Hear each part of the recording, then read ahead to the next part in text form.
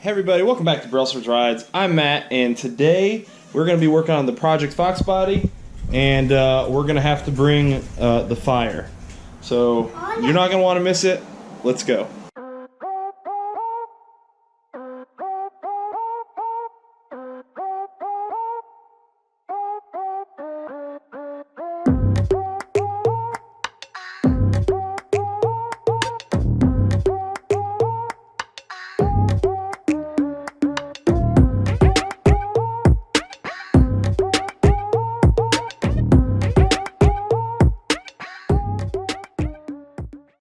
Today's episode started out. Hi. I'm gonna kind of do a how-to tutorial, and you love the car? Yeah. Okay, good. The more and more I started looking at the motor, the more and more you can really realize there's some significant differences. I'm trying to talk, Sonny boy. I'm trying to talk. We're doing an episode. You gotta. Yeah, that's Brute 5.0. You gotta stop. The more and more I started working on the car, the more and more I could see there's some significant differences between the motor I have and a standard Fox body motor. The biggest being the water pump being reverse or standard vice reverse flow, and having 3 belts vice a serpentine belt.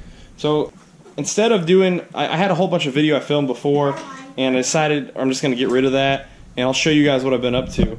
So in order to get to this water pump right here,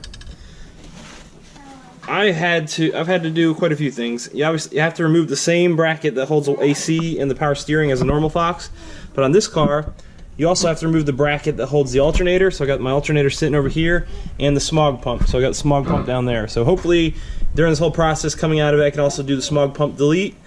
I was considering doing a timing chain gasket, but I'm looking at it and it honestly looks like it's pretty well sealed, and I don't think it's leaking. I just think it's really soaked. It's soaked because I sprayed a whole bunch of degreaser on it, and it's just grease from 30 plus years. The engine's never been cleaned in this way, so I'm still trying to clean it up a bit. So I think honestly what I might do is just throw a water pump on it and send it. I've got some other plans for the channel I'm going to introduce to you guys soon. And I don't think I need to change the timing chain right now.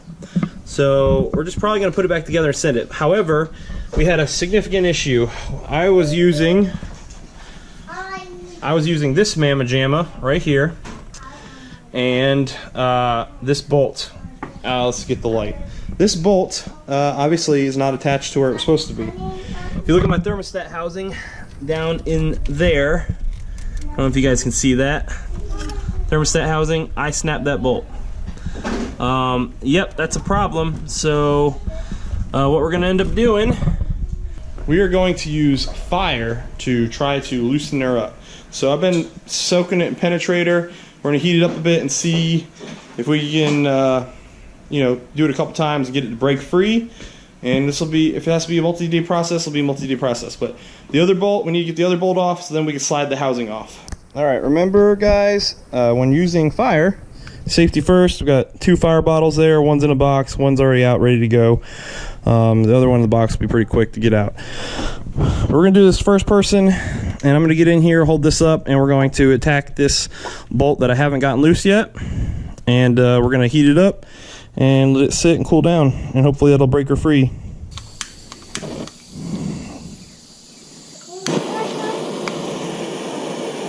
There we go. We're just going to get a small flame going.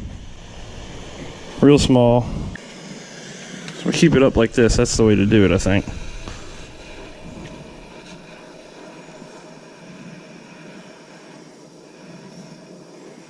We're really trying to heat this one up.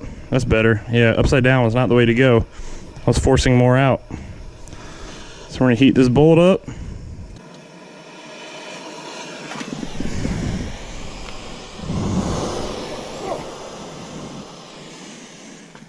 So we're going to turn her off, let her sit for a bit, see if that does anything for her, and once she cools down we'll put some more penetrator on her and see if we can get that bolt off and then get this housing out of here. Hopefully it's that easy. Might need to try it a couple times, but we're going to see if we can get her out. Sorry. While we wait guys, a couple things I did notice. So I've ordered a couple wrong pumps. I ordered a Fox body pump not right because it's reverse flow, had to send it back. And then I was told that this might be a truck motor by the previous owner, so I ordered F-150 pump. And if you come over here, I've taken out the parts I've taken off. I've tried to clean up a bit. So we got a nice painted cover here, and then you go under here. I painted the water pump pulley, the idler pulley, and the new water pump, which is for an F-150. However, my only problem is this is not an F-150 motor. This is a 1985 Thunderbird motor. It's at least 83 to 85 Thunderbird motor. That's based off of the block, which is a EOAE D3 Charlie. Went underneath, pulled that block number, and started researching the cars it was on. Started pulling pictures of engine bays, so it could have been a Crown Vic, could have been a Grand Marquis, could have been a Cougar, and it could have been a Thunderbird. And Thunderbird's the one that popped up, Thunderbird/Cougar. It has the exact same belt configuration set up, 3 belts, and yeah, it's the exact same motor. So pretty sure it's from a Thunderbird. It's a flat tappet motor, not a roller motor, so this thing doesn't make a ton of power. It's got the CFI system, and it's not highly sought after for numerous reasons, main being it's difficult to manufacture some power with it. Grand success, guys. It appears that the bolt is coming out. Oh man, look at that thing.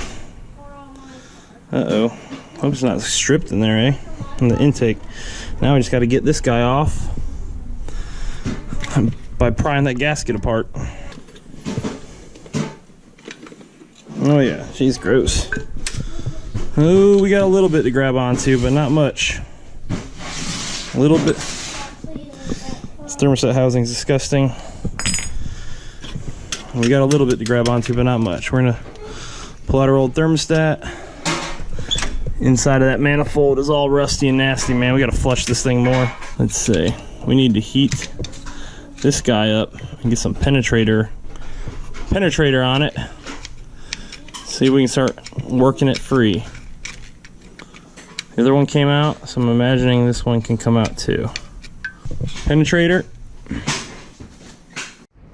Okay, ladies and gentlemen, so we are at not quite desperate measures, but we're going to go ahead and weld that nut onto the little bolt that broke off. We got the thermostat housing off using heat and cooling with a torch, and so, you know, by hitting it with a welder, it's going to get about as hot as it can get. It's going to get red hot, and hopefully when it cools down, it'll help it break free. So we're going to go ahead and weld that nut to it and see what happens.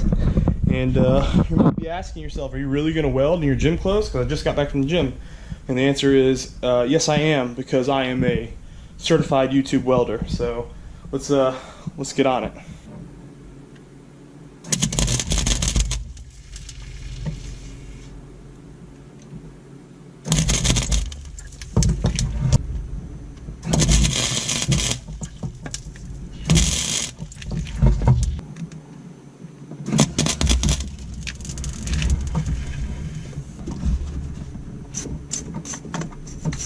And if you looky here, let's see if we can get the lighting better. There we go. Looky here at this bolt, folks. I do believe we just salvaged this situation. I don't want to touch it because it's about 1,000,000 freaking degrees. But it is loose. Thank you, Jesus. That's a win for the day, folks. There it is, guys. There's the troublemaker. We had some issues with the weld because there was so much gunk in between, I think, the bolt and the rust in between the bolt and the actual housing itself, that it wasn't getting a great connection, but we were able to get enough to get a really fat, ugly bead on there that this was kind of make or break, because if it didn't come off, I'd have to grind that bead off in order to try to get back at the bolt. So I'm glad it worked, and we're going to move forward, guys, and start putting stuff back together, I think. I'm going to look at the timing cover one more time to verify I think it's good, and then we'll move on. I've come back to this project so many times, I don't even remember where we left off, so I'm just going to tell you guys what's going on again. Alright, so we got the water pump off, as you can see. We got the thermostat pump off, as you can see. Thermostat housing. I did have to weld a nut to the bolt I broke. I did get it out, thank God. Now we're gonna have to clean it. We're cleaned off the surfaces. I've been using my little pneumatic sander, a little sanding device to bust off the old gasket.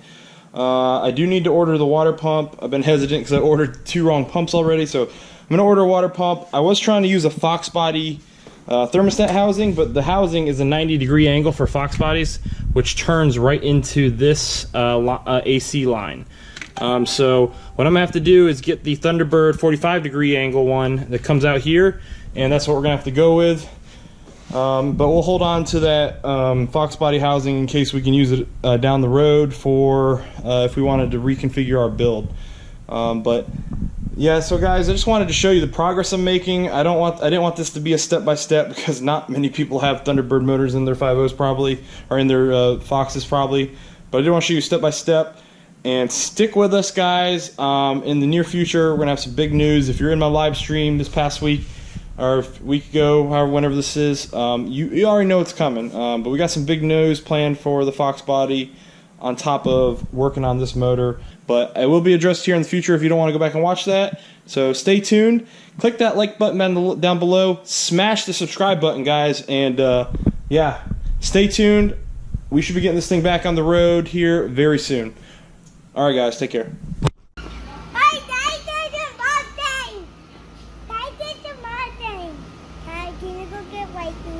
He's coming. I didn't take the Mustang. You won't believe this. I'm going to pick out the catcher ball. Oh, yeah? You think I took the Mustang? Only Jack? Yes. And they can all the words you did. I did what? What'd I do, Maddox? Take the Mustang. I took the Mustang. You excited about that? Yeah. Yeah. This kid is obsessed, man. I can't get him to do anything without. Door. Can't get him to do anything without talking cars. I on my door.